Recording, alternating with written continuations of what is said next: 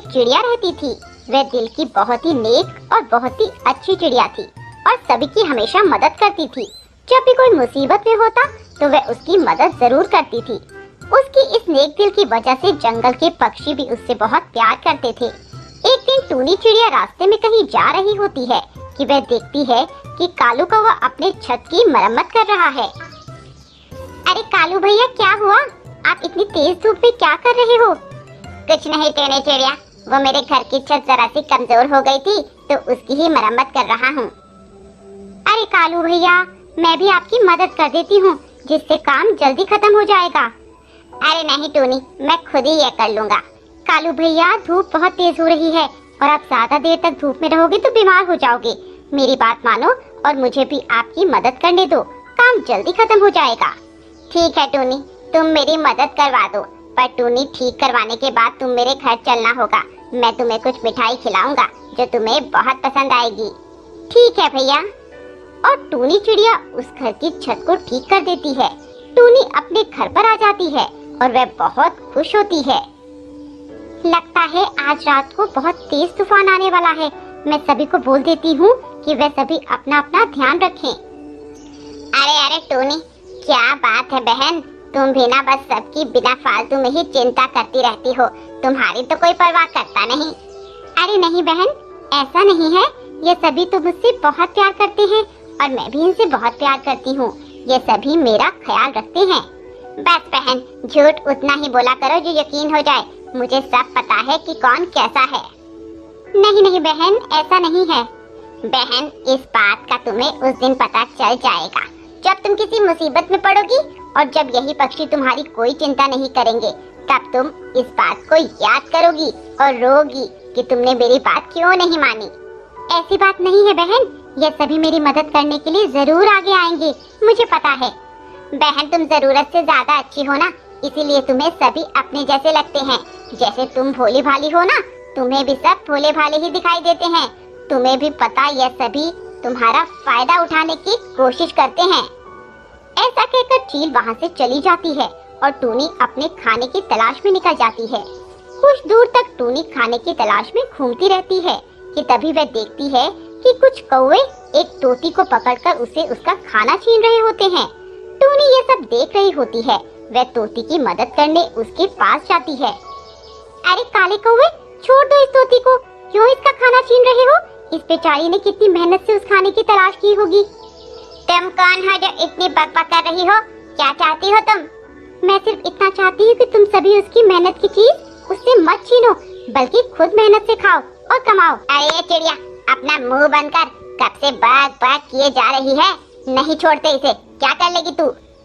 बहन, तुम मेरी वजह से इनसे मत उलझो, ये बहुत बुरे हैं। बुरे हैं तो क्या, कुछ भी करेंगे? मैं इन्हें ऐसा बिल्कुल भी नहीं करने दूंगी, चाहे कुछ भी हो जाए।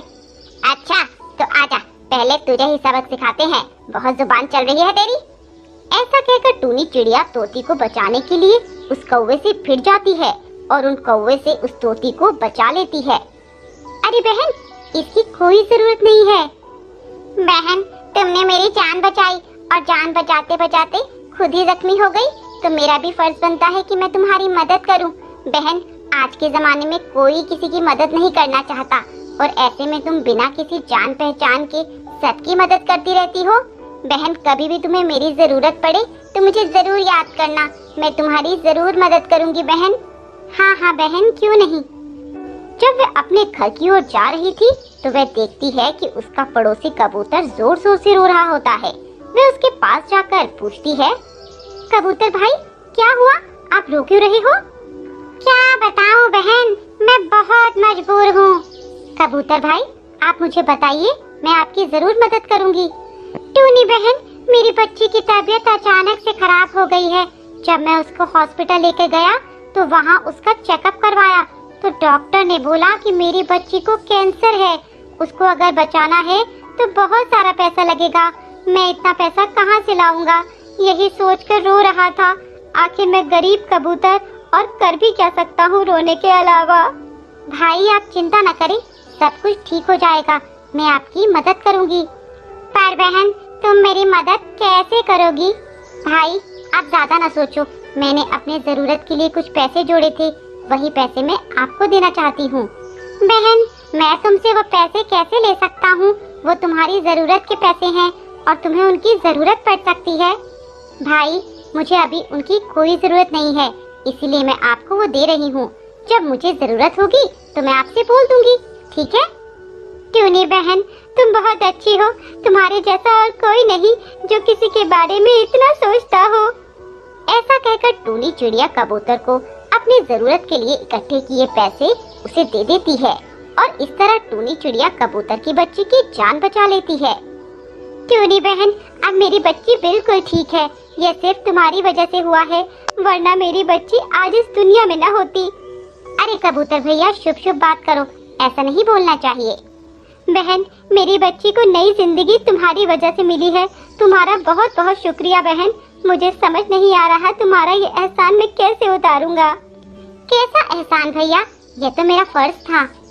और फिर ऐसा कहकर टूनी अपने घर की तरफ चल देती है। जब वह अपने घर पहुंचती है तो देखती है उसका घर पूरी तरह से टूटा फूटा है। वह ये देखकर काफी निराश होती है और रोने लगती है। तभी वहाँ कौओं का झुंड आ जाता है और टूनी को परेशान करने लगता है। वे टूनी से बदला लेने के लिए ऐसा करते हैं, पर टूनी के पड़ोसी ये सब देखकर उसकी मदद के लिए आ जाते हैं और उन कौवे को वहाँ से भगा देते हैं। आपका बहुत बहुत शुक्रिया, आपने मेरी इतनी मदद की। अरे टूनी, तुम भी तो हम सब की इतनी मदद करती हो। टूनी, तुम निराश मत हो, हम सब तुम्हारे साथ हैं। तुमने हमारी इतनी मदद की तो क्या हम तुम्हारी मदद नहीं कर सकते? ऐसा कहते हुए सभी पक्षी टूनी की मदद करने के लिए आगे आते हैं और उसकी घर की मरम्मत करके उसे वापस पहले जैसा कर देते हैं और टूनी का ख्याल भी रखते हैं।